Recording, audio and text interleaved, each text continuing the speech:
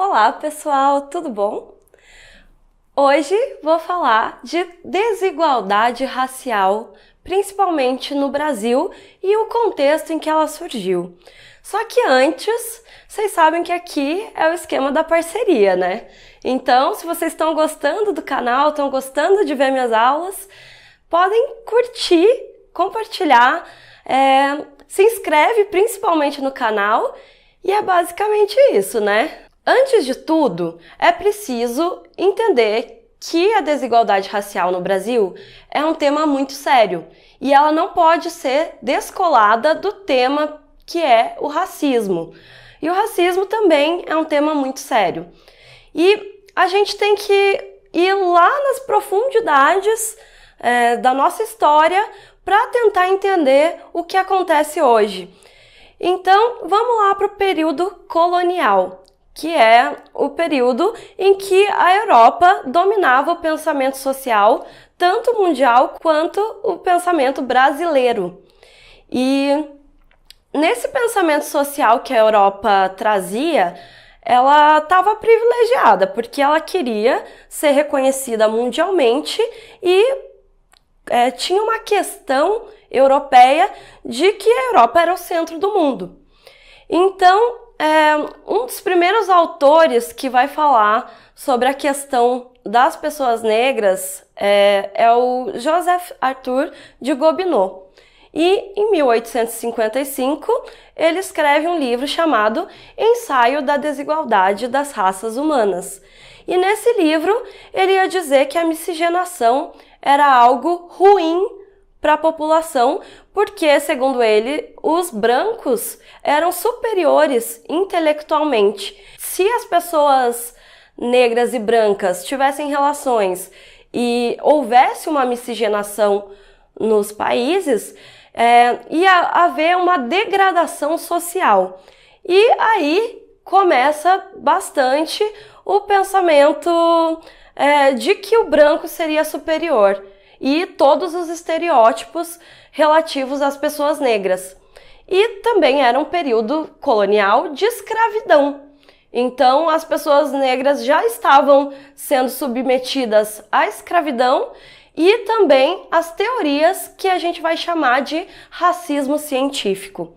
Paralelamente, um pouco depois do Arthur de Gobineau, vai vir o Cesare Lombroso, que foi um suposto antropólogo da criminalidade, e ele testou algumas teorias pseudocientíficas, e essas teorias ele fazia coisas como medir o crânio das pessoas e dizer que a criminalidade era algo hereditário, inerente à sociedade, que um criminoso poderia ter um filho criminoso e que teria alguns fatores biológicos relacionados à delinquência. E também se aliou à teoria do Conde de Gobineau, que é o Arthur de Gobineau. E isso foi em 1893. Após isso, em 1888, no Brasil, a gente teve a abolição da escravidão. Só que essa abolição, ela não se deu porque a princesa Isabel era uma pessoa muito bondosa e que ela realmente acreditava que as pessoas negras precisavam ser livres. Ela fez isso por causa de um acordo econômico com a Inglaterra. Então, a escravidão não era boa para a Inglaterra, que estava passando por uma revolução industrial, e que a escravidão, como as pessoas não têm salário, não é boa para quem está produzindo coisas ou produtos mesmo para as pessoas comprarem. Então a escravidão não era interessante para o Brasil naquele momento. Quer dizer, não era interessante para a Inglaterra. Para os colonizadores continuava sendo interessante porque era baseada numa exploração. E essa abolição da escravidão, ela veio sem nenhuma reparação às pessoas negras. E quando eu digo sem reparação, é que as pessoas negras, elas foram jogadas à sua própria sorte. Então, elas estavam supostamente livres, mas sem acesso ao trabalho digno e sem acesso também à educação nesse momento. Então, esse era o contexto social e histórico do Brasil naquele momento. E depois disso, em 1933, veio Gilberto Freire. O Gilberto Freire, ele era um sociólogo que pretendia estudar as relações raciais no Brasil. E, segundo ele, haveria uma democracia racial no Brasil, porque tinha uma relação próxima e até afetuosa das pessoas negras e das pessoas brancas. Só que as pessoas negras, elas ainda estavam reservadas a uma parcela da população que não tinha direitos sociais. E esses direitos sociais, e essa falta de direitos sociais estava relacionada a essa relação que as pessoas falavam, você é como se fosse da família, falavam para uma pessoa negra.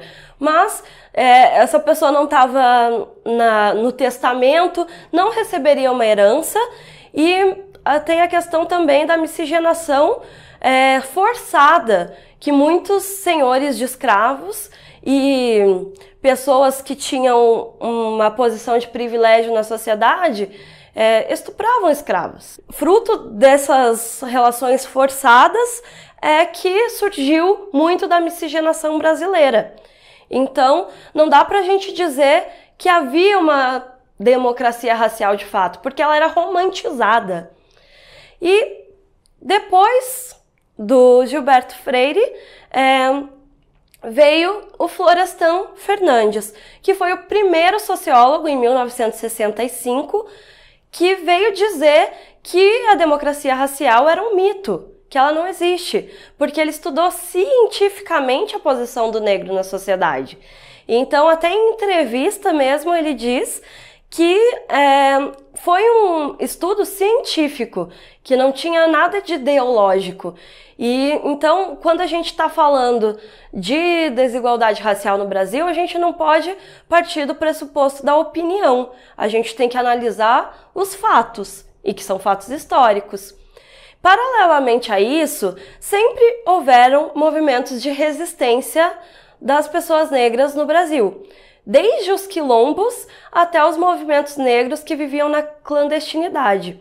E a gente sabe que não teve reparação social e nem igualdade racial quando as religiões de matriz africana e toda a cultura que os escravos e as escravas trouxeram era criminalizada dentro da sociedade. Então, esse é o contexto histórico da desigualdade racial no Brasil. E, sociologicamente, o que a gente pode analisar sobre a raça no Brasil?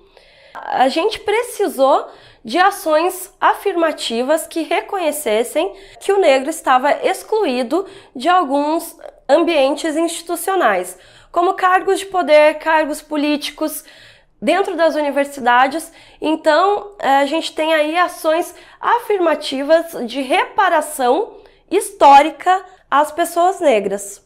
Além disso, a gente não pode deixar de perceber que os dados nos dizem que os jovens que mais morrem hoje são jovens negros. E isso não é à toa, não é aleatório. É um dado que demonstra como funciona, como que o nosso país trata as pessoas negras. E também tem a questão das mulheres negras, da hipersexualização, que essas mulheres, desde a época da escravidão, são hipersexualizadas e tratadas como menos humanas. E os homens também. E também a gente entra aí num ponto que é a produção cultural das pessoas negras. Essa produção cultural, muitas vezes, ela é marginalizada, como alguns ritmos, como o rap, o funk, e quando ela é apropriada pelas pessoas brancas, ela vira algo legal, algo que pode ser cult e tudo mais. Foi assim com o samba, é assim com o rap, é assim, por que não com o funk, que quando alguém faz uma apropriação desse conteúdo, ele estoura e fala, nossa, como é legal e tudo mais. Mas Em contraponto a isso, a gente tem movimentos de resistência muito grandes. Eu, particularmente, gosto muito de trabalhar o rap na sala de aula. E eu falo para os meus alunos que tem algumas músicas de rap que são verdadeiras aulas de sociologia muito melhores do que as que estão nos livros. Então eu posso aqui indicar algumas músicas para vocês que eu acho que são muito importantes. Se você quiser ouvir, uma é Estereótipo, do Rashid, e a outra é Eu Só Peço a Deus, do Inquérito. E tirando isso, a gente tem vários outros grupos, como Racionais, Sabotagem, Rincon Sapiência, Emicida, que falam do racismo no Brasil. E também temos uma produção cultural muito vasta, que não é explorada pelas pessoas, as pessoas não leem autores negros, a ciência negra, e isso demonstra muito da desigualdade racial no Brasil. Então, é um assunto que eu espero que vocês tenham compreendido, que é muito importante, que nesse momento é necessário que as pessoas entendam. E é isso, gente. Espero que vocês tenham gostado do vídeo. Se você gostou, dá um like. Não esquece de se inscrever no canal. Comenta aqui embaixo para eu saber que você gostou, se você tem alguma dúvida.